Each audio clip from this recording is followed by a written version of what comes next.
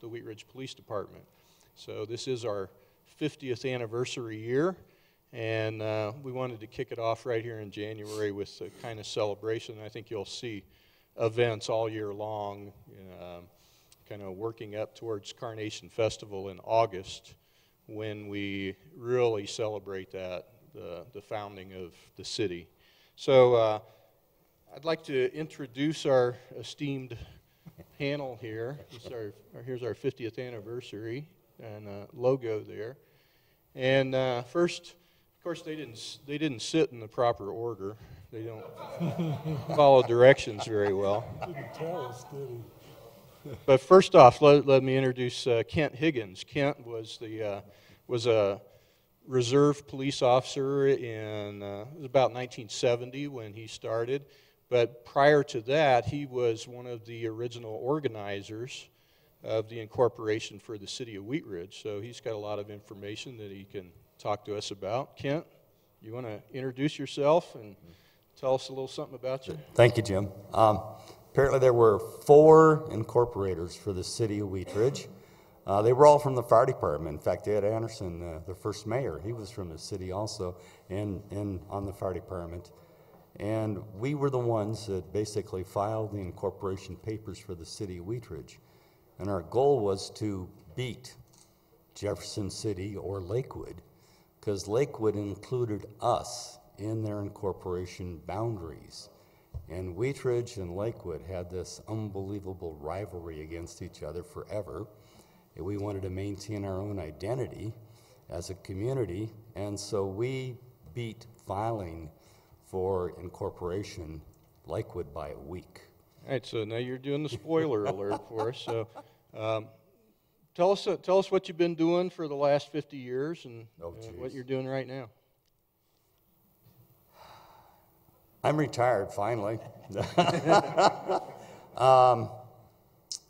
Came to Wheat Ridge in '49 with my folks. Went to Mountain View Elementary. Then, because Reed Street or Stevenson or whatever you call it didn't exist, it was being built. Graduated from Wheat Ridge High School in '63. Good old farmer. My dad had a drugstore. That's the reason why we moved out here. In '49, he started Western Drug, which is now in the same building that is Wheat Ridge Cyclery, right on 38th and High Court. And that was his business there until end of '69. Lived at 3880 Newland Street, smack dab in the middle of Wheat Ridge, and then later on down at 45th and Upham, close to Howard. Howard and I go back to high school, went to CU, got too many degrees. I've worked 30 years for the feds, worked in private industry in the state. I've taught at Mines, CU, and DU. Also taught community college for fire service courses. So, done a lot of stuff in my life I never thought I would. I've really enjoyed life and look forward to whatever happens tomorrow or the next day. Thanks, Kent. So, this is Howard Jadinger. Howard Jadinger is also a retired reserve officer, and well, you went back maybe a little bit earlier, '69 and '70, and you're affiliated with the fire department. So, tell us a little bit about yourself. Well, sort of like Kent, we lived in North Denver. My parents moved to Wheat Ridge in '52, and it was kind of interesting out here. It was kind of, I guess, a building boom because I was going to be in the 4th grade, and they had built Reed Street, but there wasn't enough room for the kids, so they put us up in the Wheat Ridge Grange over on between 38th and 39th on High Court for a year, and then somehow in 5th grade I got over to Reed Street, and then they built the new high school out on 32nd in '69. No, that's not right.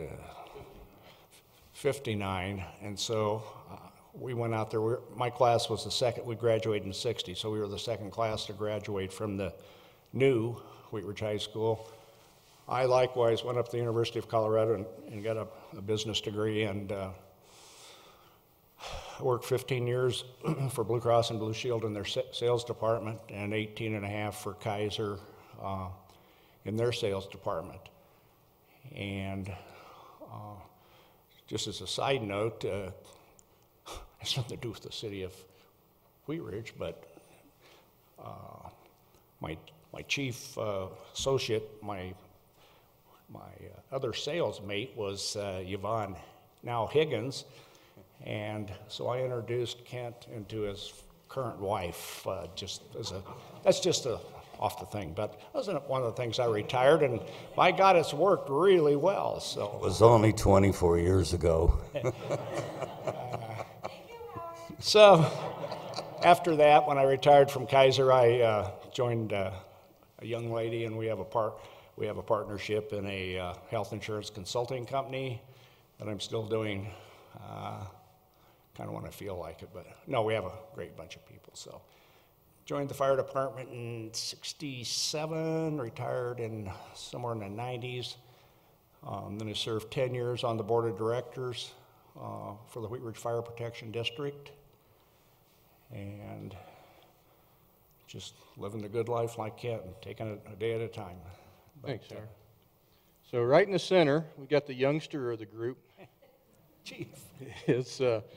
Is Chief Dan Brennan, our current Chief of Police. Chief's been here at Wheat Ridge since 2005. You want to tell us about yourself? Thanks, Jim. So, Dan Brennan, I started my law enforcement career right out of college. I graduated from Metropolitan State College with a degree in criminal justice in 1976. I started work with the city of Lakewood in 1977. So, I got immersed in a lot of the stories in terms of Jefferson City and the subsequent elections that sort of formed our two cities. I worked at Lakewood for 27 years, rose to the rank of commander, worked in just about all of the operational administrative assignments that you could at that point. The chief that I had at the time, Ron Burns, lent me to the State Division of Criminal Justice for a year, where I got to run the Colorado Regional Community Policing Institute and a police corps program, which was essentially an academy program that would reimburse students who successfully completed the academy and were hired by other law enforcement agencies for all of their college expenses.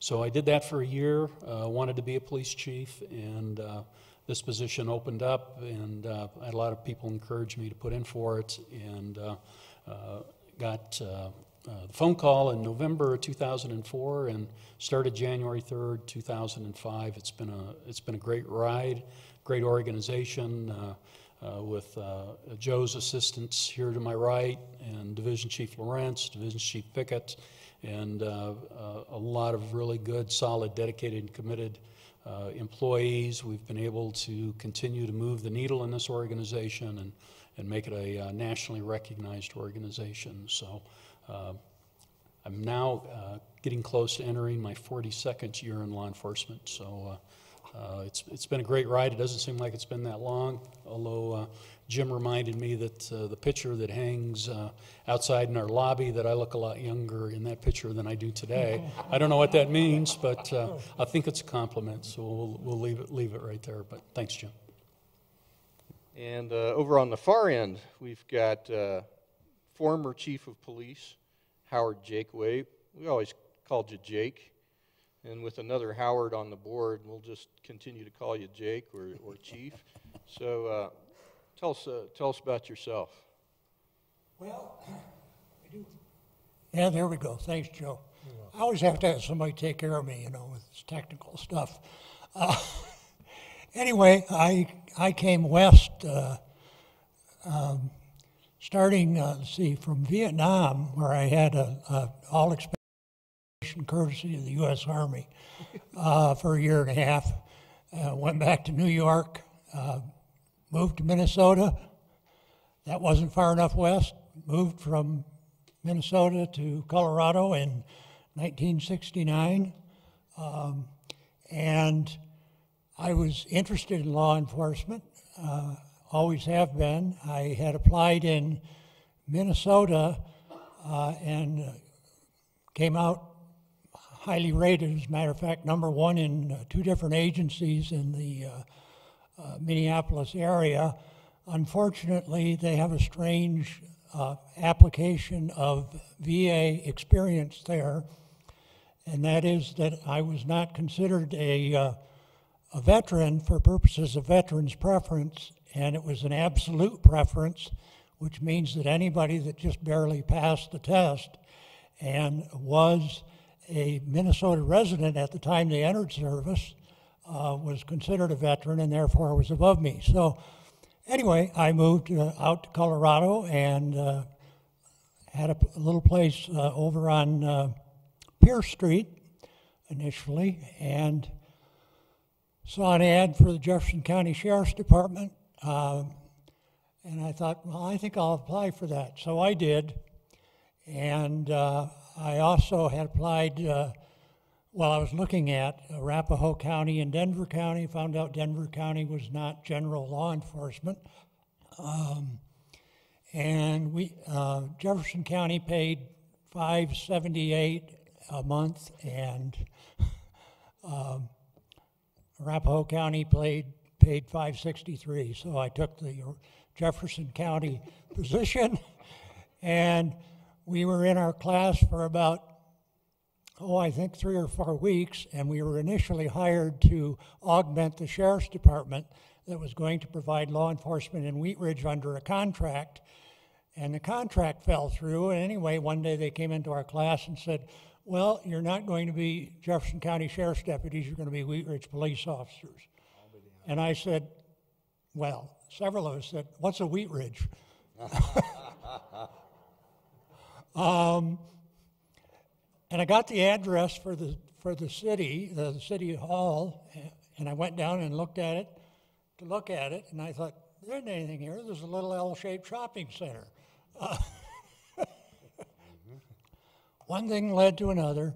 I was transferred down here along with 7 other people in that class, and we augmented the Wheat Ridge Police Department so that when I started, we had 13 officers, counting the chief of police, and 1 secretary, and that was the Wheat Ridge Police Department staff.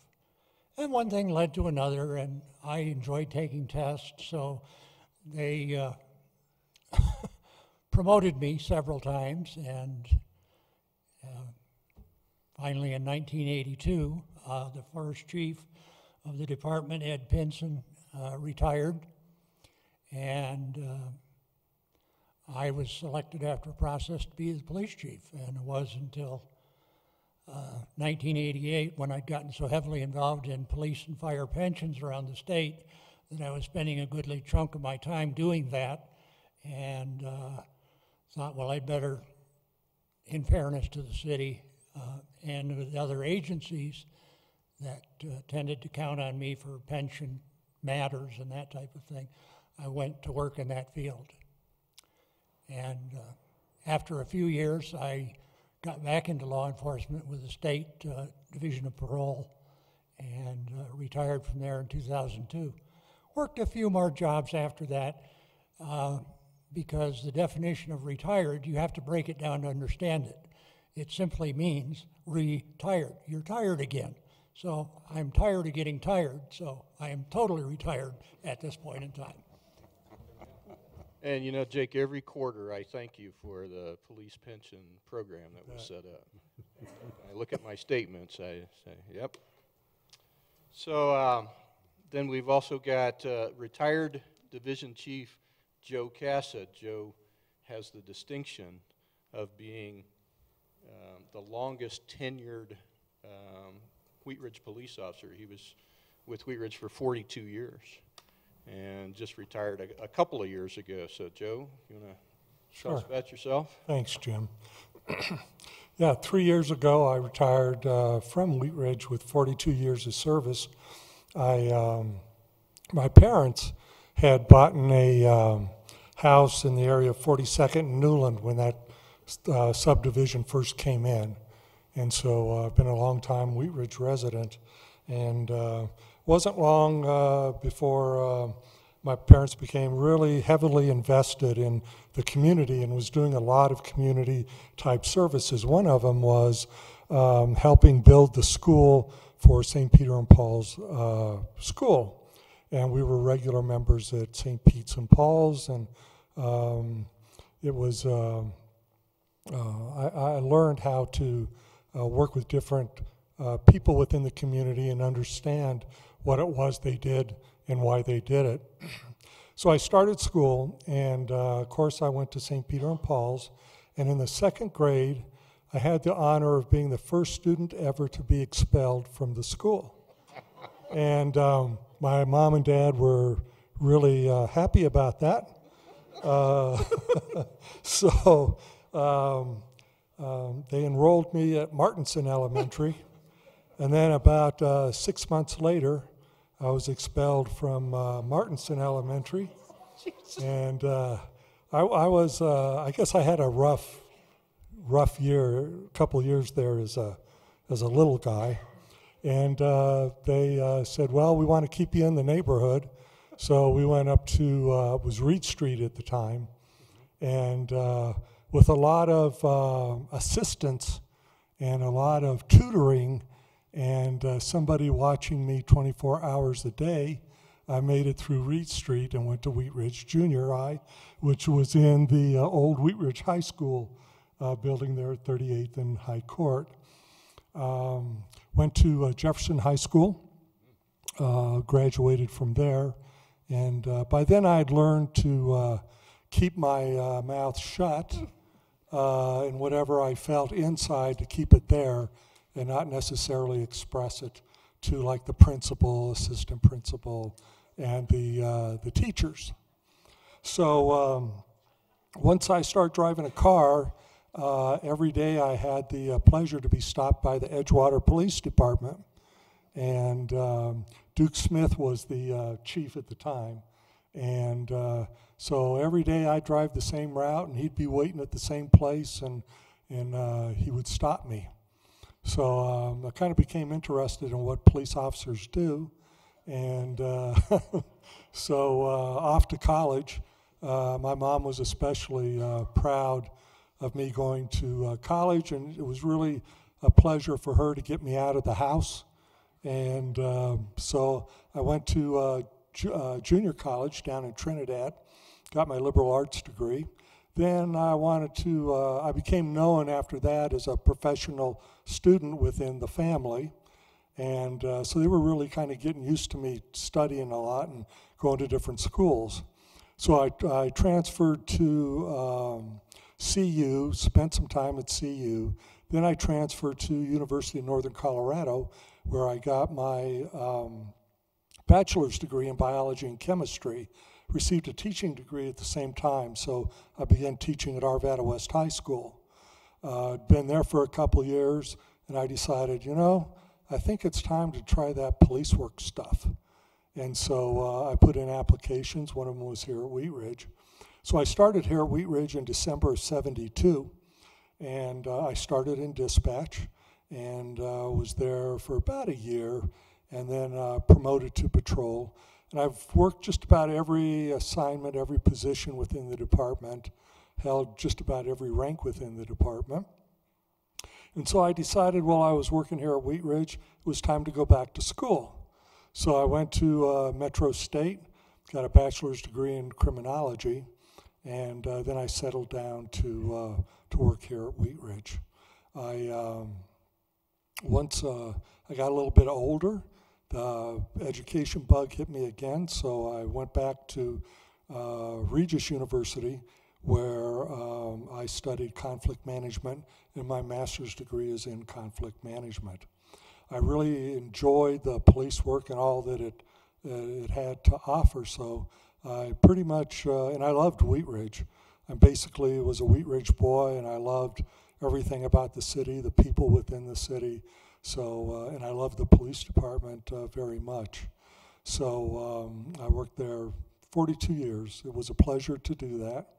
And so I'm into my third year of retirement, and I'm here to tell you retirement is absolutely awesome. It is awesome. It's, I didn't know what to expect in retirement, but boy, I'll tell you, it was awesome. And I do a lot of things in retirement. This past year's been a little tough. Just a quick short of it, in February, a young man decided that a stop sign didn't apply to him, and he broadsided my wife and I as we were driving down 8th Avenue. As a result of the accident, I had a subdural hematoma on my brain, went through brain surgery, and so ended up at Spalding Rehab, spent a little bit of time there, and then was released to home. And I've pretty much been under house arrest at home, can't go too far away from home. I'm not able to drive or whatever, but I've only got 2 more years of recovery time. And so I'm looking forward to being able to drive again and really get back a lot of the skill sets that I lost in the accident. Up until the accident, retirement was awesome, I said, and I worked at Regis University teaching classes there.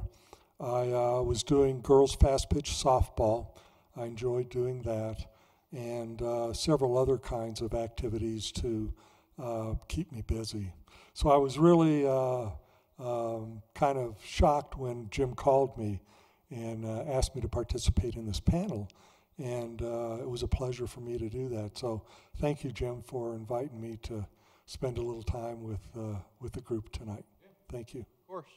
So I'm Jim Lorenz. I'm Division Chief here at Wheat Ridge. I've been here 37 years. And so I started in '81. And I've collected kind of bits and pieces of history along the way. So I really appreciate these guys coming in and talking to them. Just in the past couple of weeks, I've learned a lot more than I thought I knew it all. But there's some things I didn't know. So we're going to start talking about it. First off, here's 3 of these guys. If you can identify which one is which. So Jadinger here is the first one on the left. We've got Jake Way in the middle and Joe Casa on the other end of there.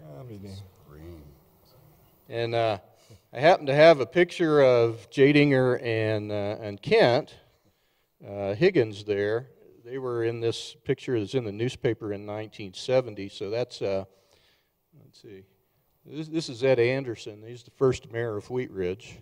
And a reserve class in 1970. Here's Kent, and here's Howard Jadinger. So here's the close-up there. That's the only picture I've got of you, Kent. Jack Prose is on the end, who was the first. Jack Prose is there. Building inspector. You became the first building inspector in Wheat Ridge, and Warren Usey is another guy I recognize in that group. The guy on the left is Richie Rose. Any of you remember him? He was a firefighter. We also owned the A&W at 38th and Otis. Yeah. So our format tonight is kind of free form. I'm going to talk about some things. I want my panel to just jump in anytime they feel like it and add the color commentary. We'll ask them some questions. And towards the end, I want to talk about talk with Chief Brennan about what's been going on since 2005 and what the future looks like for the Wheat Ridge Police Department. So, and then you'll have some time to ask some questions if you want to jump in, if you start thinking of questions along the way. Whoops, I went too fast.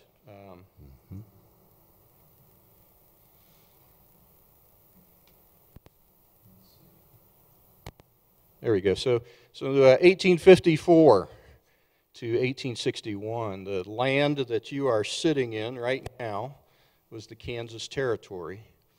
And of course, we didn't become the Colorado Territory until 1861. But you see the outline of the Colorado, what became the state of Colorado, and all the territories that were part of it. So in 1861, they decided let's make a Colorado Territory, and this is what Wheat Ridge looked like then.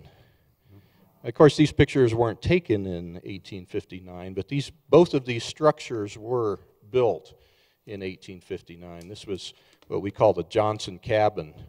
and it was located on Clear Creek, right at Wadsworth and Clear Creek, right down there where there's a park now. And this cabin was moved over to Historic Park at 46th and Robb, which is right next door to this structure. Anybody know what that is? Saudi. There you go. So I do this class for explorers and new people that come into the city of Wheat Ridge, and nobody can imagine somebody building a house out of sod. Or living in it. I can imagine the bugs. So let's talk about some of the early crime in Wheat Ridge. So October 26, 1860. So I went through a bunch of old newspapers, and I was kind of picked out the things that were mentioned. And this one was from the Denver Times.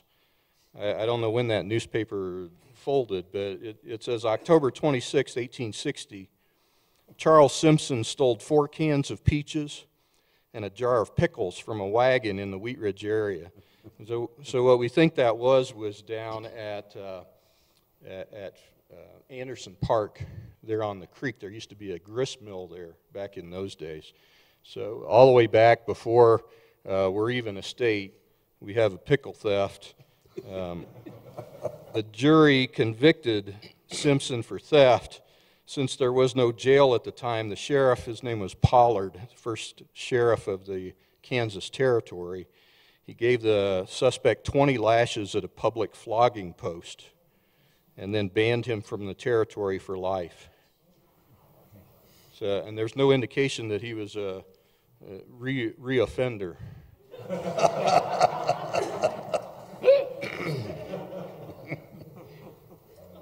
So in the 1860s, vice was really rampant. I think you know from the history of Denver. Wheat Ridge wasn't really a den of iniquity, but it suffered from common problems like Denver was home to large-scale prostitution, gambling, confidence games. You've heard stories about Maddie Silk. She was a famous prostitute, and a con man named Soapy Smith. So both of those characters ran crime rings along Sheridan from 26th Avenue, kind of in the Edgewater area, but here on the corner of Wheat Ridge. And they were finally run out of town, run out of Denver city limits. I'm going to jump up to March 7th, 1900, slot machines. So this one I just have to read it because it is, I think it's terribly entertaining. It is the Denver Times, March 7th, 1900, and the headline is, "Good deed well done, slot machine smashed." There is a justice of the peace over in Jefferson County who ordered a slot machine smashed yesterday, and the contents, 66 nickels, was turned into the school fund. W.W. Wilmore appeared before Justice of the Peace Thomas of Wheat Ridge yesterday and swore out a warrant against Simon Foster, a grocery man in the district, on the charge of running a gambling concern to entice nickels from school children by the use of a slot machine. So W.W. Wilmore, of course, ran Wilmore Nurseries and had a farm at 38th and Wadsworth, which ran all the way to 41st, a big farm over there. And we've got Wilmore Davis Elementary is over there. And, of course, Wilmore Nurseries is still in existence. But W.W. Wilmore was also a deputy for Jefferson County Sheriff's Department. So the court ordered the machine smashed with the result as stated, and Foster was bound over for trial in the District Court of Jefferson County on the charge of keeping a gambling apparatus. Let us do something to acknowledge the service of the Justice of the Peace. There was a trap designed to catch school children. In it were found 66 nickels representing many heartburn and disappointments at the result. But worse than that, they represent many holes punched in the moral fiber of the children of Wheat Ridge. Many lessons in gambling instilled in young minds on whose white pages the lessons of virtue and peace and knowledge written by the school teacher are blotted and blackened by the lessons of vice and unrest by the slot machine. It was a good deed well done when this machine was smashed, and there'll be little regret in Denver if a great many more go the same way. So. We thought we had problems, right? Right here in River City. Newspapers wrote good then. So now we're moving to 1916, January 1st, 1916. The 18th Amendment to the U.S. Constitution went into effect, which prohibited all intoxicating liquor. The first arrest was in Jefferson County for selling homemade moonshine was Frank Daniels of, you guessed it, Wheat Ridge. Most moonshiners were able to continue their operation by moving into remote areas of the foothills. Bootlegging was a common arrest in Jefferson County during this time. In 1925 alone, $12,000 was collected in fines from Jefferson County for alcohol violations. So pretty good business going at that time. Because of that, January 26, 1931, organized crime. So on this date, a large-scale undercover operation. 23 members of the Jefferson County Sheriff's Department and Denver Police Department raided the La Palmart Roadhouse on West 38th Avenue in Wheat Ridge. I don't know what the cross street was. If anybody ever figures out where that roadhouse was, let me know. 25 suspects, including members of the Smaldone family, were in the roadhouse at the time, conducting an organized crime conference on fixing prices and determining distribution of liquor in Denver.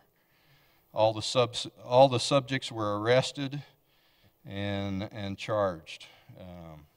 So big deal in Wheat Ridge at that time to get all of those crime figures taken care of. We're going to jump up to December 9th, 1956, Ray Isley. And I don't know if our board remembers Ray Isley. Ray was a Jefferson County deputy. He retired. And in Wheat Ridge at that time, there wasn't a lot of police presence. And that was one of the things that the residents of the area really wanted. They wanted to see more cops. And Ray saw this as an opportunity as a retirement job to start his own security business. So he drove up and down 38th Avenue and checked on businesses, and he was doing that on December 9th when he went to 38th and Ames. It's a pool hall now, but at that time it was a grocery. You guys remember that? Grocery store, yeah. Yeah. So it was called the Country Gentleman. It was a grocery store, and it was being robbed at the time that Ray pulled in. The bad guy that was robbing the store, he opened up the front door and he fired one round. It went through the windshield of Ray's car, hit him in the head, and killed him. And so we say that was the only law enforcement officer that had been killed in the line of duty in the city of Wheat Ridge. Now, Ray was not a police officer at the time, but we still kind of pay homage to that as for Ray. The backstory of that is the guy that did this escaped, went to Los Angeles, and was holed up in an apartment there. There was a guy named Jack Webb, if anybody knows who Jack Webb was, the TV show Dragnet. He was working on a script for Dragnet for TV. He was doing a ride-along with LAPD. He's riding with a detective sergeant who decided he would go up to the door of this apartment and, unarmed with his hands up, knock on the door and ask the guy to come out. Well, he did, and this detective sergeant arrested him. Jack Webb said that was the bravest man he'd ever seen. And so he patterned his character of Joe Friday after this guy. Wheat Ridge case. How about that? That is pretty amazing. Well, he went on, you know, the yeah, Colorado Merchant two Patrol, that company went on to Ray Isley's company and was fairly successful until we could get some law enforcement on a little bit stronger basis. And Up to the mic. and on a stronger basis, and they continued to do dispatching for the fire department for a while out of the basement at the house on the southeast corner of 26th and Ames, I guess. And so they dispatched for the fire department, Colorado Merchant Patrol. Called Colorado Merchant Patrol. You know, and my dad, I mean, his store was, you know, employed them. And one of their tricks was they had a small piece of paper they would fold in the door about so far from the ground. And they would go by and check the doors. And of course, if anyone had opened that door, then that piece of paper would drop down. And that was their clue. And I mean, it was the only law enforcement. In fact, Richie, who was the first mayor for Lakewood, his comment years and years ago when they first were incorporated was that for all of their area, they only had like 3 patrol units in that whole area of Lakewood prior to their incorporation, so it was really sparse for law enforcement. So after Ray Isley died, the detective from Jefferson County was named Gene Bracey, and Gene bought the company from Ray Isley's family, and he developed that into became Denver Burglar Alarm.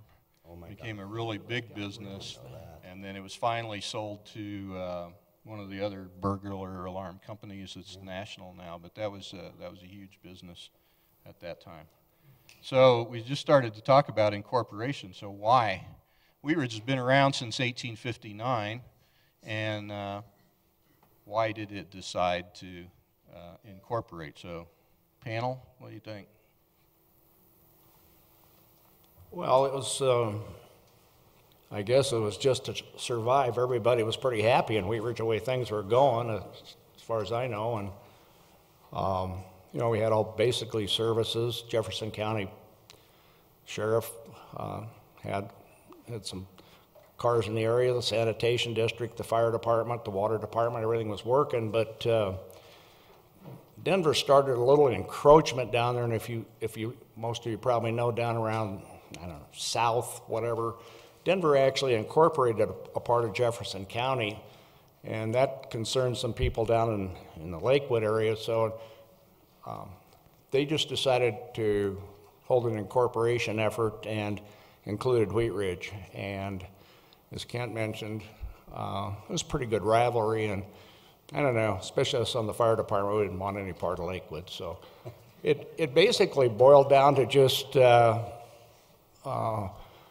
you know, survival of the Wheat Ridge area, it was known. So one night at the fire department, there's about 8 of us sitting around, and Chief Willis said, and we had Ed Anderson, thank God, he was an attorney, said, you know, let's try something.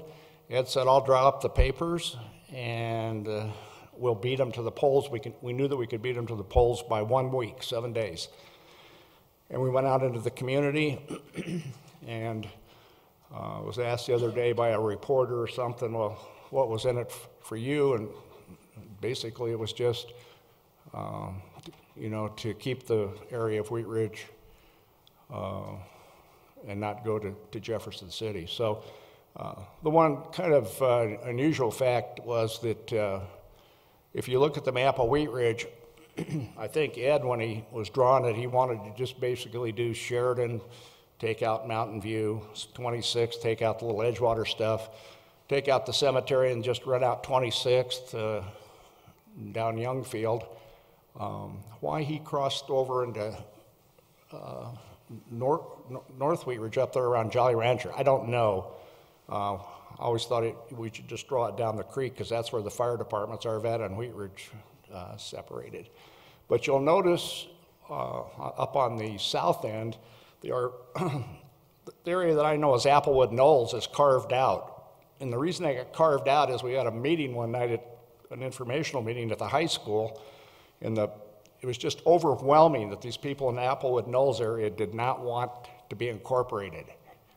And so the next morning, Ed said, whoa, it's going to be a close vote. Let's just draw the boundaries and take them out. And he did. And so Applewood Knolls, if you look, we were just kind of weird there. It goes around and comes back out to 26th. Unfortunately, a week later, they were incorporated into the city of Lakewood. So that was, you know, I'm glad that the Wheat Ridge Fire Department was about the only organization that had any structure and had a few funds in the social fund, and I guess just the foresight to take that up upon themselves. And it was a great victory. There were three organizations basically in Wheat Ridge: the fire department, which was the strongest, the Grange, the Wheat Ridge Grange, which was on High Court, but that was more of the agriculture agrarian past of Wheat Ridge, and then the Merchants Association.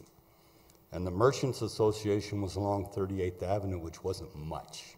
I mean, there were probably 20 merchants in that. Their big thing was to give away a few turkeys at Thanksgiving in a drawing. But the fire department had representation from the whole area. At least for our fire protection district, there was also Prospect Valley to the west that eventually came into the Wheat Ridge Department. But we seemed to be the heartbeat for the community. We also wanted to try and maintain a community where we were a small neighborhood community. You looked at Lakewood at that time, and I mean, you ran up and down Colfax in your wonderful cars, and you went to the drive-ins, and you had theaters and roller skating rinks, you know, and so on. And you came over to Wheat Ridge, and it was nice and quiet, you know, nice and quiet. And in reality, I think a lot of people did not want the lifestyle of Lakewood to come into Wheat Ridge. And we were famous for what? We were famous for, you know, truck farms. You know, one of the greatest things we were famous for was celery, in addition to carnations. You know, and all of that has passed, and I think that might be one of the reasons why Ed drew the boundary farther to the north, because that whole valley area along Clear Creek was irrigated, and that was all truck farming at that time. And so maybe he included it that way because that was the tradition, that was the history of Wheat Ridge. The other thing was that that area of Jefferson City was so huge, as Kent mentioned. As we said at the fire department one night, we said, boy, we're going to be nothing. We'll just look at the size of that. We will have, sure, we'll have a council person or something, but we won't be represented. And the week after we incorporated, Lakewood incorporated and became the third largest city in the state of Colorado overnight. That's how big it was. Yeah, to give a comparison, you know, Lakewood ended up with 100,000 people. Wheat Ridge had like 20, 25 at that time. If we would have had 100% turnout in voters, you have 100,000 voting against you or voting in favor of corporate, you can't outvote them. It was impossible. And that was the reality. That was the brick wall that we ran into and we looked at and said, can we in fact make a difference? And boy, it was a leap of faith. But that's why we have Wheat Ridge. So the history of Wheat Ridge was the settlers were, or the, I guess you'd say, prospectors going to get gold and silver up in the mountains, and some people stopped and had farms here. They found out that it was easier to make money, and not an easy life by any means. It was easier to make money as a farmer selling these vegetables and fruits to the miners than to get gold and silver. Some of them got lucky and got rich, but not very many of the miners. So the real money was in growing food, and that's why Wheat Ridge kind of developed in its history as farmers. So, you know, in 1962, like you're talking about, that was the first attempt of Denver to try to annex to the west, and the people of Wheat Ridge fought that off. But they knew that it came again in '66. They fought it off again. Then Jefferson City comes along, and Wheat Ridge decides, you know, if we want to maintain our identity, we're going to have to beat them and incorporate ourselves. So that and they wanted better law enforcement. So we plug ourselves here in the police department that because there wasn't a lot of law enforcement presence, that there was only one car that Jefferson County would run in this area, and it wasn't necessarily 24/7. They wanted better law enforcement. So that's kind of why the incorporation. And it kind of culminated in the summer of '69, although I know you'd been working on it prior to that, but let's, this is just kind of to get you in the mood of what was going on in 1969. So this, of course, is the President of the United States. He's the one on your left. And we also had the Vietnam War going on that Jake's talked about. We spent a year and a half there. That was going on. On July 20th, 1969, remember this? Sure. This is Neil Armstrong walking on the moon. So that is exactly 1 month before the incorporation of Wheat Ridge on August 20th. So now we know exactly what was going on. How about this guy? Oh, So Charles Manson and the Manson murders took place August 10th, 10 days before the city of Wheat Ridge incorporated. Anybody know what that is? Woodstock. So they say, anybody that knows Woodstock wasn't there. That's right. But that was Yvonne might have been. No? She was too no? young.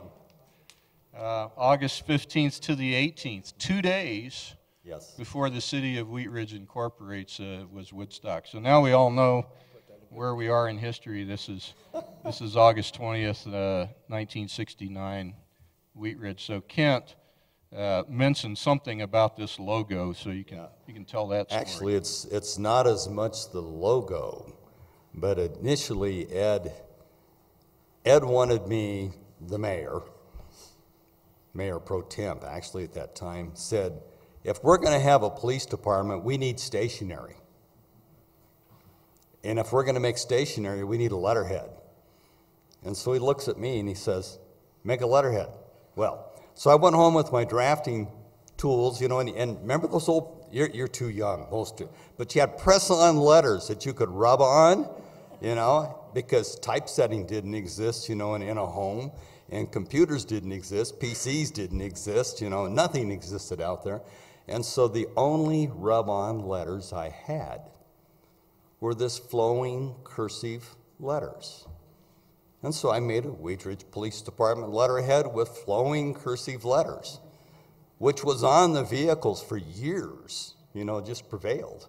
And it still kind of prevails with the city's name and this logo. But where you see Wheat Ridge on the screen, that was the actual typeface of those letters, those flowing letters, Now the city seal, that was designed by a senior at the high school, at that time. I don't have his name handy, but he drew that up and won a contest to design the seal for Wheat Ridge. What Kent is talking about on that car is There you go. About the best picture I have. So it's not the first car. This is a 1988 where we went to this design.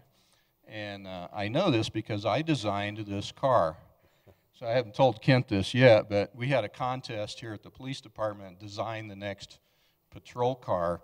And I was looking at that stationery that Kent had designed, and I said, we ought to just put that font on the side of the car. So 1988 is when we started doing that, and we had that for, I don't know, 5 or 6 years we ran that car.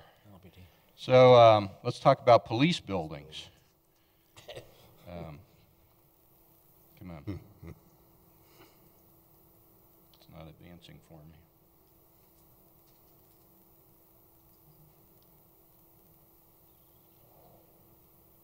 There you go. So here's what I thought was the first municipal building, and I was wrong.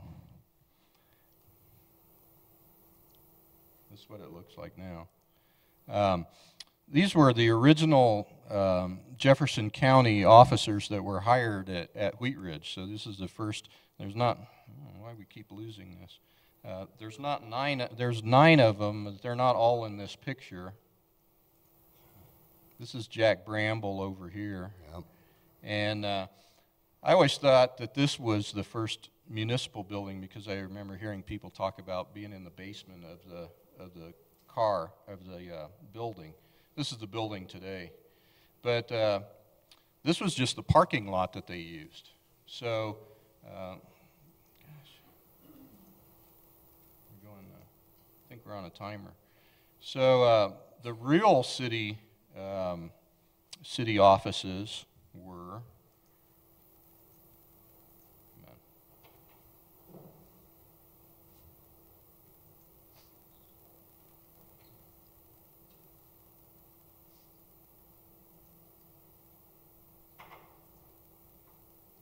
we're here.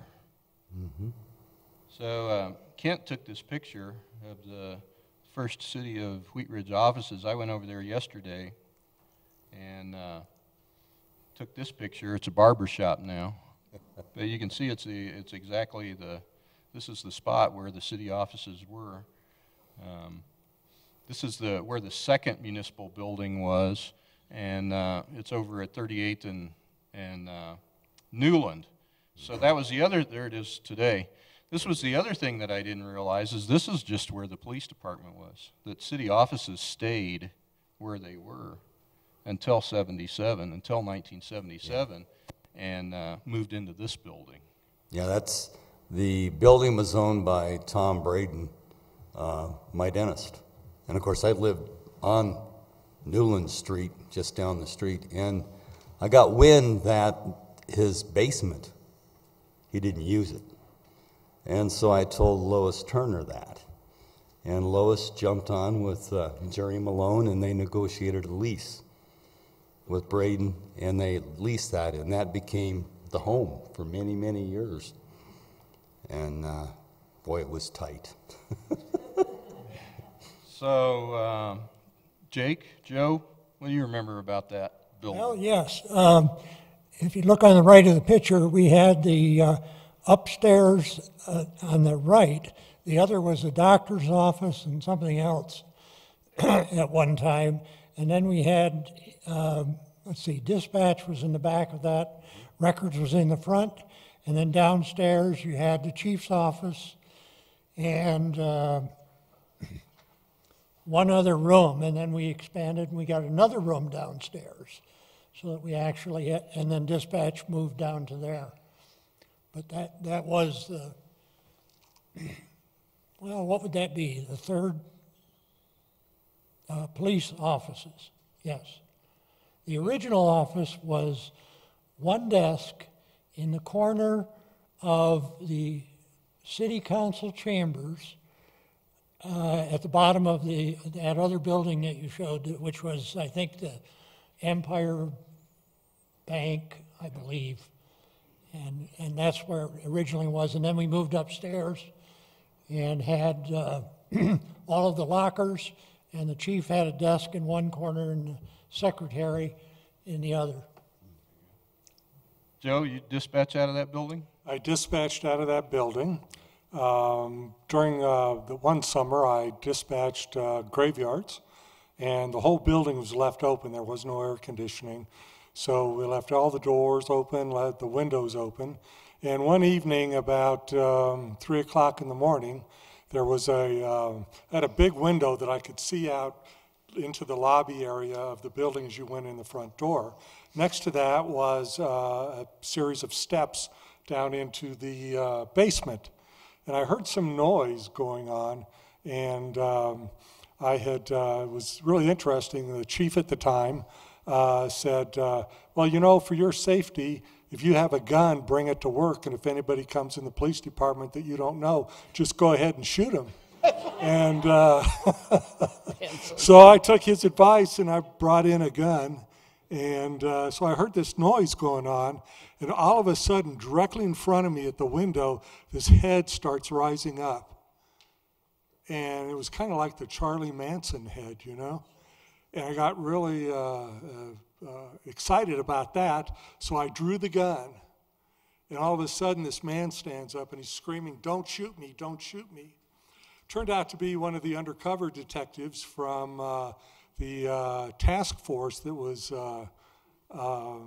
in play at that time. And his name was Dennis Babini. God. And all of you know, there's a lot of us in here that know Dennis Babini. So he was scared that I was going to shoot him, and so in the meantime, while he's rising real slowly, letting himself be known, I keyed the mic and said a few words, and all the troops, maybe 3 of them, come running into the PD, and when they hit that front door, all they did was laugh. And so it turned out to be an undercover guy by the name of Dennis Babini. Here's something that Kent brought to us. So I don't know where these pictures have never been around until this week. Yep. We just got these from Kent, and this is dispatch in that Yes. 3805 Newland Street. I recognize Norm Forrestal Yep. as the officer, and I think the female is Pat Hopper. Is that right? I believe so. You think so? Yeah. Super. All right. And subsequently, she became the first female police officer in the city of Wheat Ridge. Oh, really? Yeah. And this is the Investigations Bureau. Dan Ray. So, this is Ed Ray over here. He was at Wheat Ridge for quite a long time. And I don't know who the other 2 are. I don't know if any. Isn't that Fred Girk on the left? No. No, that's Leonard Post, and he Oh, Leonard subsequently Post, left sure. and became the chief in Salida. One of many people who have left Wheat Ridge and taken police chief positions around the state. Yep. So Leonard Post is on the left in the green shirt. Yeah, that Yes. is Leonard by And do we know who the other one is? I don't know who that is. I can't really tell. Okay. I got more. Yeah. So this is a briefing, and you see they're in the basement. The ceiling's about, I don't know, 6.5 feet tall is all. I recognize John Gallowich. Gallowich there on Yep. Yeah. This is John Gallowich. John worked at Wheat Ridge for a long time, was a lieutenant, and he retired, went to Gunnison, and he was just elected sheriff in the last wow. election. He was just sworn in, I think, yesterday maybe. Pretty amazing. I think this is Babini. Yep, that's. Yeah, Wow. Got to recognize the sideburns. Yep. And I don't know the others. I think you got Darrell Whistler kneeling, writing something at the desk. That's probably Daryl. Probably is. I can't see the others Is that well the enough. guy at the top? No, that's too big, too tall for Too tall? All right. So this is the 3rd municipal building. This is over at 44th and Owens. And that's what it looks like today. Right now it's abandoned, so we could get it back and get some more. Here we are at, this building was built in 1977. This is when it was first built. We've added on since then. Here's the remodel going on in 1995 that added on here to the east side of the building and what we look like today. So who's got other police department stories? 44th and Owens or anything? What's Well, amazing? I remember on the remodel to where we are today was there was many a day that the roof was being extended, so my office was right next to the wall that we were adding on to, and so there wasn't any roof over the top of my office. So I got to endure rainstorms and snowflakes and a variety of other weather conditions while I'd be sitting in my office doing my thing. So my my training officer was Wade Hammond. He was here for an awful long time, a lot of years. And he talks about being hired at 44th and Owens, was there for 2 weeks, went to the academy, and when he came back from the academy, we had moved into this building. So he always associated his career with the age of this building.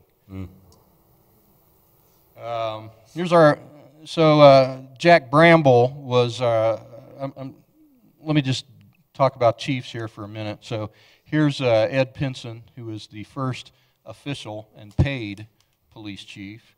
And of course, Howard Jakeway sitting up here. Jack Hurst, our third chief. And here's what I was talking about. Dan Brennan, his hair was, you know, more colorful then. I thought mine looked pretty good. Yeah, you got hair then. Actually, most people don't understand that baldness is the cure for hair. Yeah. So here's our first acting chief, Jack Bramble. Jack Bramble was one of our first council. He was on the first council and part of that group that incorporated the city. He was in World War II, and one of the things that he did was he taught military officers how to ride motorcycles. He was a motorcycle racer and knew a lot about motorcycles. When he got out of the war, moved back here to Wheat Ridge, he worked at Coors, and they found out that he was training people on motorcycles, so Jefferson County hired him to teach their officers how to ride motorcycles, and CSP, Colorado State Patrol, had him teaching them. So when he became a council person, I think the city founders came to him and they said, Jack, you know about law enforcement, so you be the first acting chief.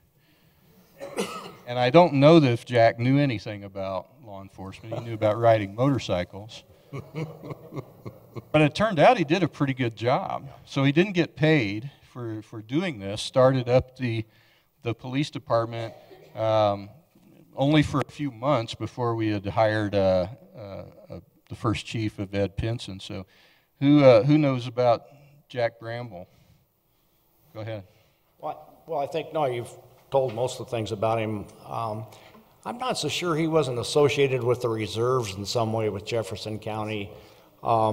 Because when Kent and I started the first arson bureau and we wanted to do a stakeout one night, we went over to his house and picked up his El Camino, and it had a Jefferson County radio in it. So I think he may have had some association. Yeah, he was with the Jefferson County Motorcycle Patrol, Mounted Patrol, and they did all the funeral escorts and any events whatsoever in Jefferson County. Of course, they provided auxiliary service for that also. I mean, if there was a man that loved his Harley, it was Jack. So here's Jack, and he bought the very first Yeah. police car. This is the first car. This is a 1969 Ford Custom 500, brand new at the time, and he bought that at 38th and Wadsworth. At that time, it was Johnny Harper Ford. It went through various names before, and many years until we finally were able to tear down that building and became pretty much an eyesore here in the last few years. And now we got beautiful economic growth there on that corner. But that's where that car came from. Here's Jack in 2005. So he came in. He had moved away. He had moved to the western slope. Came back in 2005, and we wanted to recreate that picture of him standing next to the police car. Unfortunately, Jack passed away just a couple of years after that. He suffered from dementia, and he didn't remember a lot about the old days, but he brought us his badge, and that was the badge that you saw at the beginning of the presentation. So we have the #1 badge for Wheat Ridge, and it's in the trophy cabinet that's in the police lobby right now. We've taken, for the 50th anniversary, we've done a ceremonial anniversary badge, we've taken a likeness of Jack Bramble's badge and put it into the center of this. So for this year, just for 2019, officers will wear this badge. We will all there's no rank designation on it. It's exactly the way Jack's badge was, and it's number 1. And everybody on the department is going to be number 1 for 2019. So we just think that was pretty cool. And here's a couple of chiefs together at that time. You remember meeting with Jack Bramble? Got a story to tell about that? I think what I remember from Jack and his family actually just lived down the street from where I did at the time, was just his commitment to the community of Wheat Ridge. And I think, you've heard that from the people up here, that there was a real commitment that Wheat Ridge was a special place. There was a lot of history, although it had never been incorporated as a town or a city. There was a sense of community here, and I think that's what drove the incorporation of the community, and certainly the pride that those individuals took. So he was very impressed with how the police department had grown.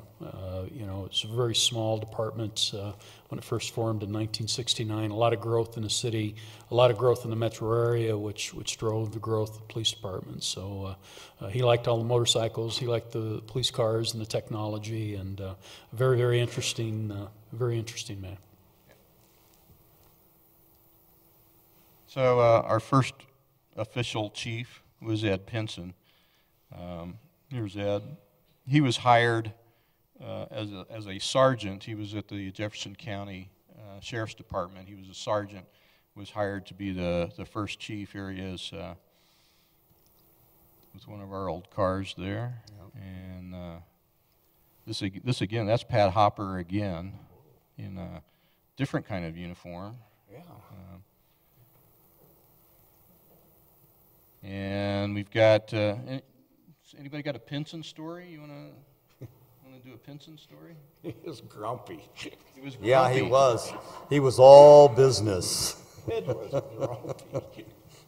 He served on the fire board for quite a few years, too, so I had the pleasure of serving with him, and oh, boy. Ed took everything serious, I'll just tell you, I'll say that. I remember one of the stories. So I was hired by Chief Pinson. He was only here for about 3 or 4 months before he retired, and I worked graveyards at the time. But I remember hearing stories about him and his, about hats. Remember that? Yeah. Oh, yeah. You want to tell that one? And haircuts. He was always bugging me about somebody's haircut. But yeah, you had to wear your hat at all times on duty, and your haircut had to be a certain length. And I recall that people complaining about that because longer hairstyles were kind of becoming the thing, and several officers wanted longer hairstyles. And my response to them was, cheer up, when longer hairstyles become the norm, you'll be required to have very short hair. I got that backwards. That happens with me a lot these days. That's all right. I've got a hat story for you. There was a young lady who ran a stop sign at 38th and Upham. I stopped her right there by the Bradley gas station, which was directly across the street from the city offices in that L-shaped shopping center. So that was during the time where we were wearing hats. So I grabbed my hat, put it on, got my ticket book, and got out of the car. I went up to the car, got her driver's license and information, and I told her I'd be right back. Filled out the ticket, got up to the car, and she just started laughing. And that's all she could do was just start laughing. And about that time, the city administrator of the city, and I think that was John German, and Chief Pinson were driving by on their way to lunch. And as they drove by, they slowed down the car and they looked at me and just kept looking at me as they drove by. And so I went back so I asked the lady, I said, well, what are you laughing at? And she says, your hat's on backwards. So I knew why Chief Pinson and the city manager were looking at me. And so I said, well, I can't give you a ticket now. I mean, I just can't do that. So about 30 seconds after I cleared the call, I got a message to go see Chief Pinson. And I went to Chief Pinson's office, and he began telling me that there's a proper way to wear the hat, and that wasn't the way to wear it, was to wear it backwards. And so I told him, well, if we didn't have to wear these silly hats, then we wouldn't have had this problem. And he promptly dismissed me from my office, and from his office, and said, we don't need to be doing that anymore. So that was my little hat encounter with the chief. It's 1970, and at that time, all of the patrol officers had an Instagram camera, with 110 film in it, so they could document any type of an accident. Of course, I was a wonderful guy that processed the film to maintain the chain of evidence. Well, I'm carrying some of this stuff back inside, and what's the dress in 1970? I had kind of quasi bell-bottom jeans on, I guess. I got read the riot act because I had bell-bottoms on from Pinson. All right, we're up to the second chief of police. So Jake was chief from 1982 to 89. There's Jake, the picture that hangs in our lobby here. And he told that story about the recruit class, and they were hired by Jefferson County, and the sheriff walked in one day and told them, you're now Wheat Ridge officers or you don't have a job.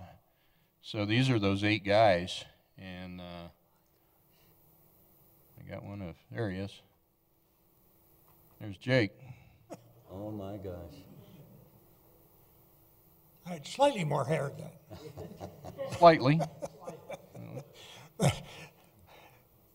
About 3 weeks after that class graduated, I had been down here for a couple of weeks, and we had what was a fairly casual field officer training program at that time, which consisted of spending a couple of weeks with a senior officer, and I was with Fred Girk.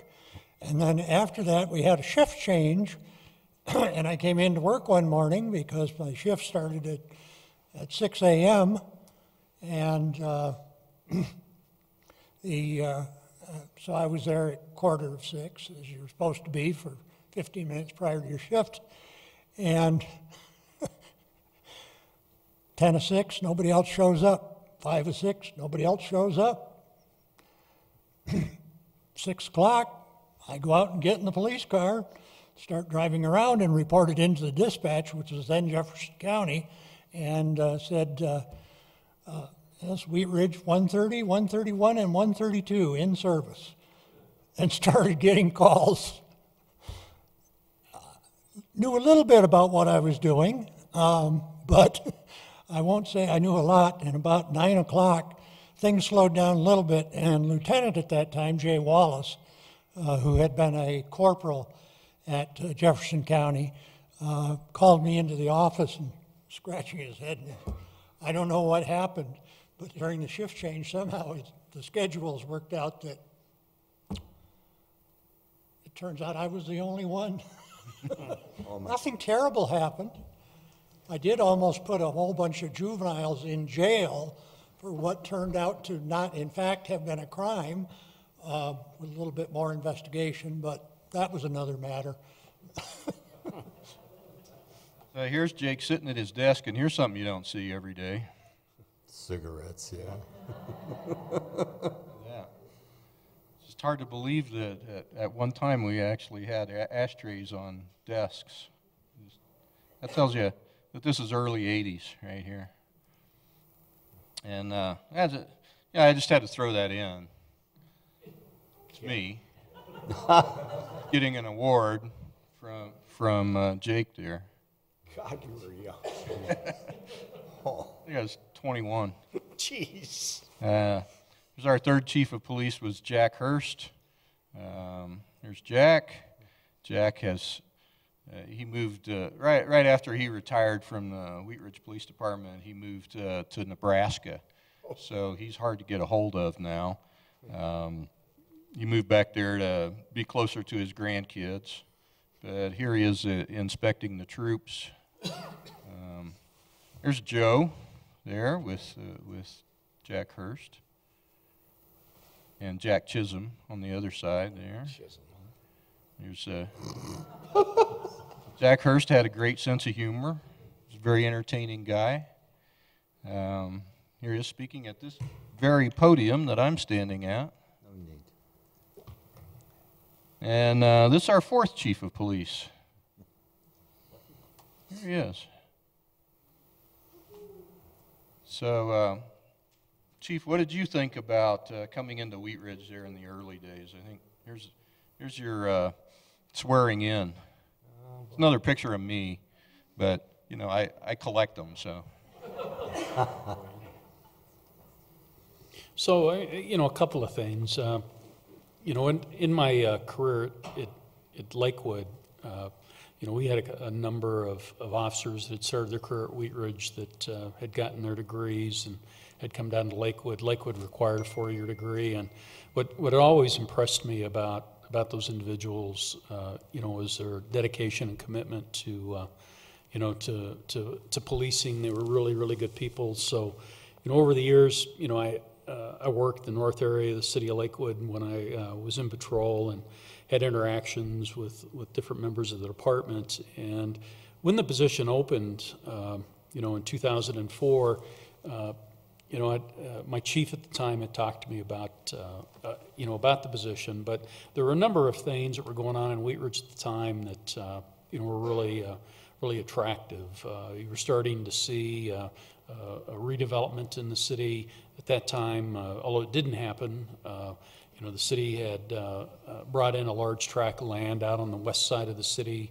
It was going to be the future home of the Cabela's, and it just seemed, you know, that you know, a city that had been, you know, fairly stable, but not experienced the growth that you saw in the surrounding metro area, was starting to find itself and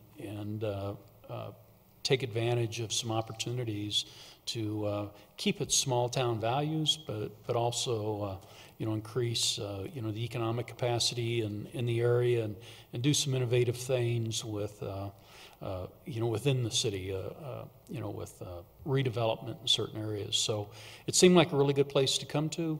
Certainly I knew it had really, really good people. There was that Wheat Ridge Lakewood dynamic. I remember when I got participated in the hiring process, they had brought all of the 5 finalists for the chief's job to a open house with the employees.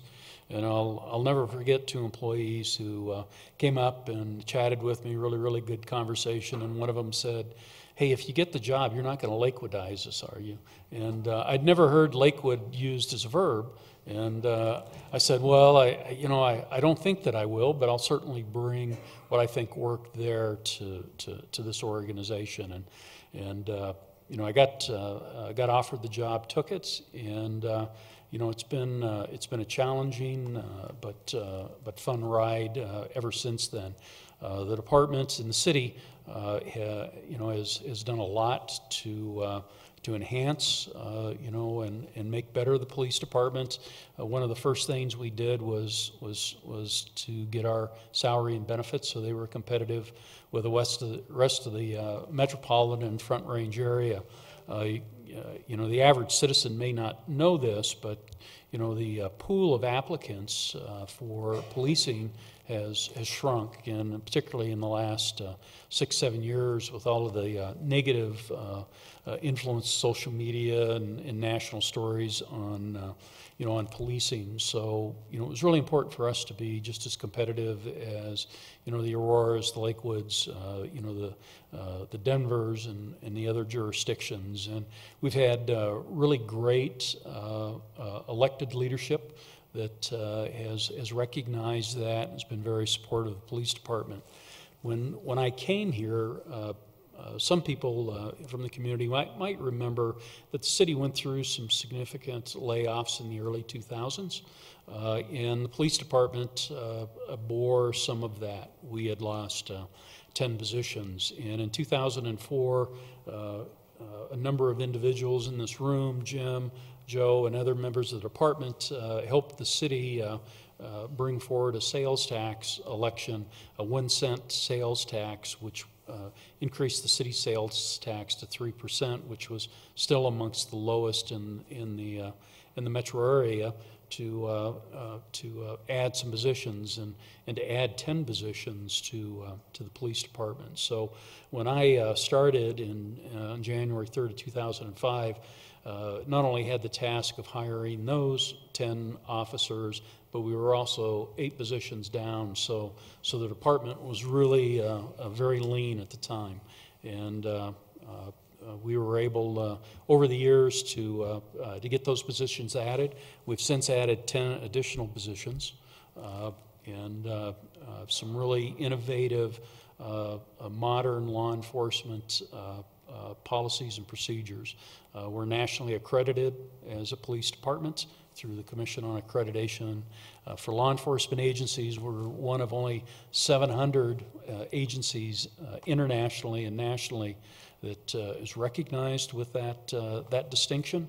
And we have formed some great collaborative relationships with Jefferson County, with Lakewood and Arvada and Golden to share resources. We've got a regional communications center. We have a regional crime lab that we have access to today. We have a regional SWAT team that we share with Lakewood PD. So the sort of the islands or cities that existed, you know, when Wheat Ridge was formed, that were sort of communities that were islands unto themselves, have recognized, particularly in Jefferson County, the power that comes with leveraging resources, both people and technology, to provide a better level of service. And it's, you know, today I think Wheat Ridge is recognized as a premier law enforcement agency, certainly is recognized in the state. Its people are recognized in the state for their expertise and knowledge. And, you know, I'm just really proud to lead the men and women of the Wheat Ridge Police Department. Thanks. So 9 officers in 1969 make up the Wheat Ridge Police Department, and today 82 sworn as of January 1st. We increased a few more positions because of some economic growth that's going on here in the city. So it's kind of amazing, but I guess it's been 50 years. So that's anybody have any stories that we missed that you'd want to share with? I have a fun story. You know, we always all started out with wearing black Justin boots, didn't we? Spit and polished, okay, right? Wellingtons. Yes, Wellingtons, yeah, the good stuff, nice soft leather so you could walk in them for a day. Anyway, 69, 70, I was finishing a master's thesis at the Jefferson County Detention Center for Youth. And of course, I was comparing delinquent, non-delinquent children. Stupid me showed up one time doing interviews, and what was I wearing? Black boots. Everybody clammed up, shut up. They realized he isn't who he is. He's a cop. And that was it. Dead giveaway. Gave me away. I would just tell you that, and the relationship exists today between police and fire here in Wheat Ridge, even with the consolidation of the fire Wheat Ridge with West Metro. But I got to tell you, in my history, I've seen all the conflict between police and fire on scene and things, the jurisdictional things, who the hell's in charge of this, who's in charge of that.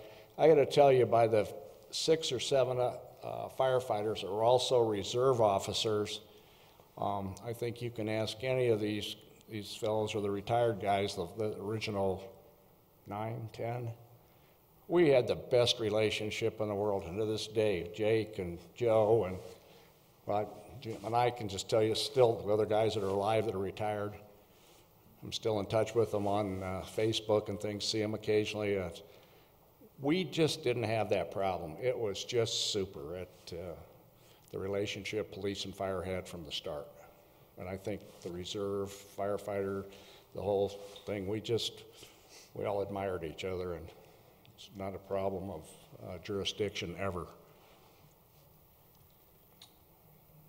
But we still had to, tell jokes about the fire department. Oh, yeah. Oh, yes. And I can remember when Lakewood just started, and of course you had to have a bachelor's degree, and you recall. Did you wear one of those? Did you wear one of those blazers? I still have my blazer. Oh, you still have your blazer. Still have my light blue shirt. Well, I only had to wear them to court then. But, Lakewood, one of the other stories that I heard, as like a young college student when I started at Lakewood was, the reason the two communities, incorporated, one was because Denver was encroaching into Jefferson County, and so people were worried about, their kids going to Denver schools. They were worried about being, part of a really, really large city. Jefferson County had a really great reputation, their school district did, and so folks didn't want to lose that. And there was a serial rapist that was preying on, the garage rapist would prey on young women who, had just pulled into their garage, maybe getting their groceries out, and would attack them. And there were sexual assaults occurred in Wheat Ridge and also in Lakewood. So public safety was a big component of that whole incorporation effort. In Lakewood, it was kind of funny because they, when they formed, when Tom Ritchie, the mayor, was their first mayor, was part of that incorporation group, public safety was so important that, they committed to having the best, police department. They wanted to have the best police department, and they hired their police chief before they ever hired a city manager or any other department director. And that person was Ron Lynch, who was an academic. That was mostly his background. And then subsequently, shortly thereafter, Pierce Brooks. So Pierce Brooks was had been a division chief with the Los Angeles PD. Was renowned for a couple of books, The Onion Field, which was a story of a pretty brutal homicide of a LAPD detective. And the second detective escaped, but it went through the whole chronology of how this occurred and the suspect and subsequently what happened to the surviving officer and the court case. But then he also wrote Officer Down Code 3, which had the basic 10 tenets of officer safety, because officer safety, if you remember, in the 60s and 70s was sort of a growing area. So as part of that, in 1969, President Lyndon Johnson and Congress had formed the first criminal or law enforcement review committee to look at law enforcement as we came out of the riots and, the 60s and Vietnam, to say how can we make law enforcement better in the United States, and lots of recommendations. One of those is that officers would be encouraged to get 4-year degrees, that they'd be called agents, just like FBI agents because they had a college degree, and that we needed to soften our image, and thus the more of the business suit attire. So I didn't have to, but I heard stories of guys out directing traffic with their blazers on and business suits and a police helmet. And community was really confused. So, you know, by 1984 and then 1985, they went to more of the traditional blue uniform, and have had that ever since. They're still called agents because they have the college degrees. But, you know, the remarkable thing I think in all of that, you know, was, you know, over the years, you know, from my perspective, being in law enforcement now, going on to 42 years, you know, when I got into the business, every community was an island unto itself, and you didn't really share information cross-jurisdictionally. Everybody dealt with their own problems, and with the growth that we've seen in the state and the Front Range and the metro area, that's really changed. In particular, it's changed in Jefferson County. It's not just Lakewood and you know, Wheat Ridge and Arvada and you know, part of Westminster, Golden, and the sheriff's office. We train our people almost the same way. We send our people all to the same academy, a regional academy. They're all trained the same way. They develop really, really great relationships. And I tell people this because so many of our agencies in Jefferson County are nationally accredited, that you could drive from Littleton, you know, through Arvada, into unincorporated Jefferson County, and the level of law enforcement that you'll experience, the professionalism, the commitment and dedication of the men and women that work for those agencies is almost the same. And you know, we've come a long way in that 50 years since a lot of our cities have been incorporated. Thanks, Chief. You know, I hate to say this, but this humor, lots of times the undertone was, well, is that an officer or is that a member of the Lakewood Glee Club? You know, with the Blazers. They were really good speakers, too. We had a lot of humorous things. One thing that I would like to say, because it reflects the philosophy that I've always had, and that is that a community gets the level of law enforcement that it deserves. And therefore, Wheat Ridge must be a very deserving community. I will tell you that after I left here and after I got through working in the pension area, went back into law enforcement, I was working fugitive.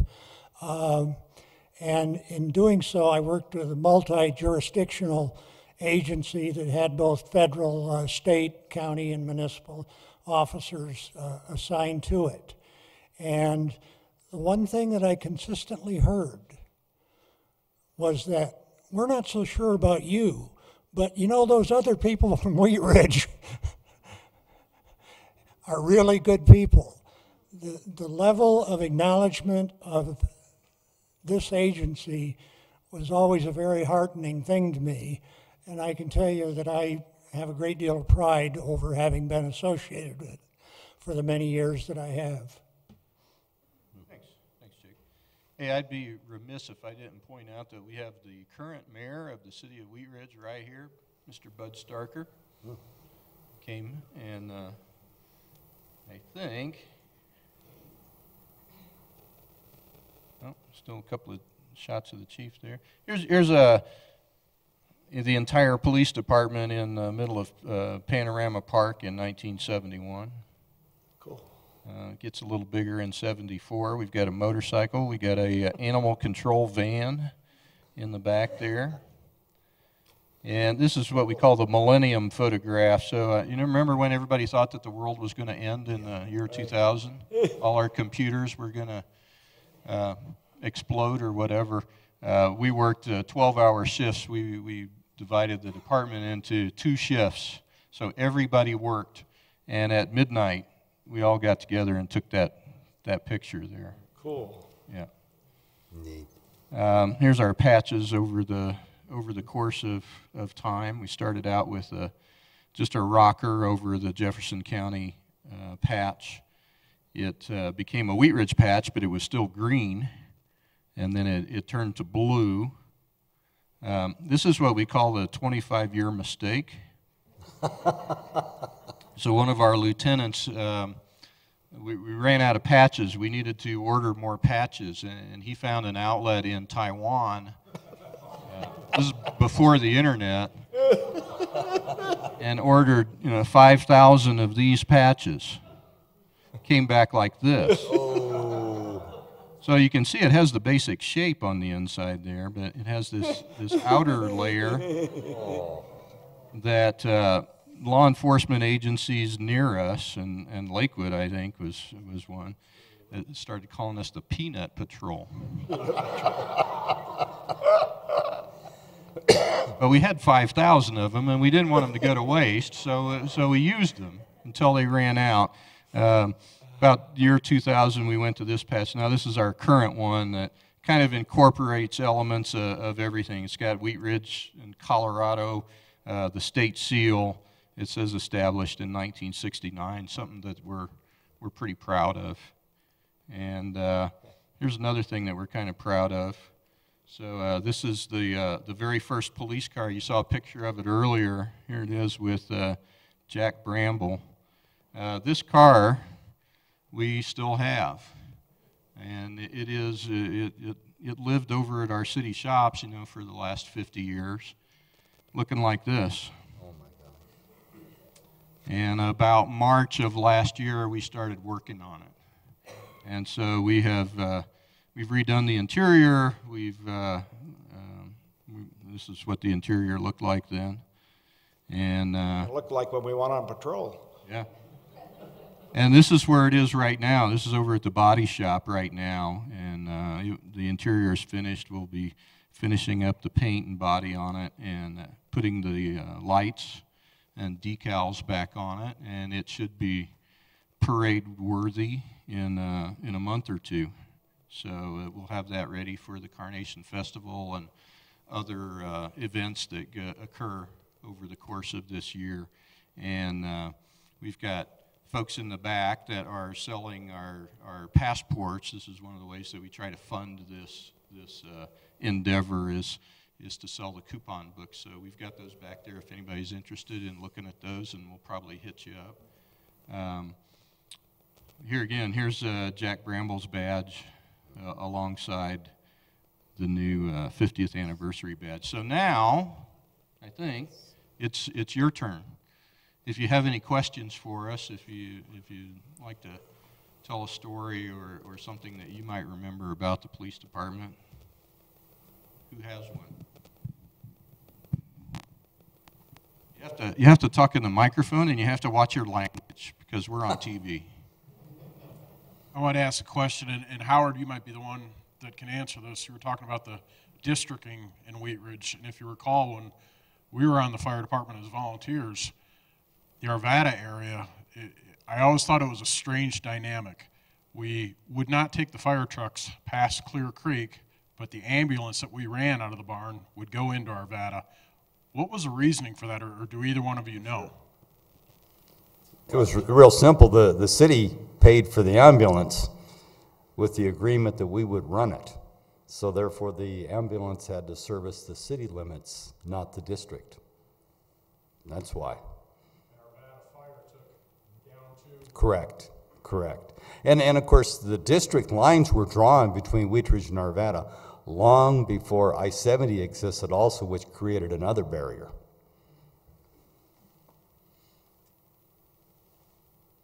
So we just taught you everything that you ever wanted to know. And you're speechless now, right? Hello. You may have gone over this earlier. Sorry if I missed it, but just can you kind of describe how many people you had when you first got started? I wasn't able to count them on that picture up there. But how many officers you had and what kind of resources you had at the very beginning compared to what you have today? Resources at the beginning? 13 officers. 13. 13 You know, and- officers total, counting the chief, one secretary. That was the staff of the police department. You know, and prior, when Jack was acting chief, I mean, the force was deputies that were off duty, and we would hire them on an hourly basis, and then they would do the patrol, and all they basically had was a change of uniform. But we would hire the off-duty officers, and some of the original corps, even preceding what became the recruitment class, were gleaned by Jack and others and the mayor as the prime officers to consider, because we could, in essence, employ them for short terms of periods, a shift or two, and then if you saw qualities in that individual, then they would encourage them to apply. Right, so the incorporation papers said that, all right, we incorporated August 20th, 1969. You've got 100 days to create services. And that's what they did over that first 100 days was how do you create services? Immediately they started a contract with the Jefferson County Sheriff's Department. Within that 100 days they had established the police department with the original 9 that has grown to 82 now is what. You know, and as a sidebar, Ed Anderson, the mayor, encroached on me to go to Englewood, it was Englewood, Littleton, one other police department, and solicit from them their position descriptions and their operational procedures so that we could start to write position descriptions for officers that Jack could in fact implement once we had officers on hand that we would hire, because you're starting from scratch. You have nothing. I mean, you think about one day you're part of the county, the next day and you have that 100-day window where you need to create what ordinances do you need, what zoning laws do you need, what kind of staff do you need, how are you going to succeed in doing this, and then on top of that, you have no funding. You're not going to get any money from mill levy taxes for a year. Now, they did institute a 1% sales tax, and best to my knowledge, that was 1969 instead of 70 after the election. And the reason why is that, you know, I showed Jim, it was on the side of a file cabinet from my dad's drugstore, and he shut the store down in 69, and there it said, Wheatridge City Tax, 1%. And so maybe that was the first form of revenue coming into the city. But every bit of this needed to be done somehow and funded. And I laugh because it's a leap of faith, because most of the things that we do, we formulate around what? A budget. We think about how much it's going to cost first before we do it. And instead, they thought about how can we incorporate this city? How can we succeed in becoming a city? And then, oh my gosh, we're a city. Now how are we going to do it? In other words, the reverse. And I mean, there was some incredible, incredible men out there that did it, and women. It was just incredible.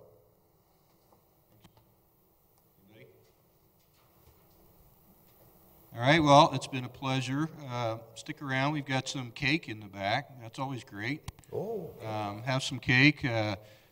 Talk to our panel members, and you know, like I said, we'll try to do more events over the course of this year. We really focused on, you know, the beginning of the police department. There's a lot of stories we could tell.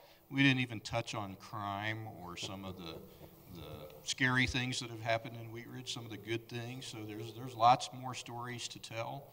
And if you're interested in this, let us know, and we'll see what we can put together for another time. So thanks very much.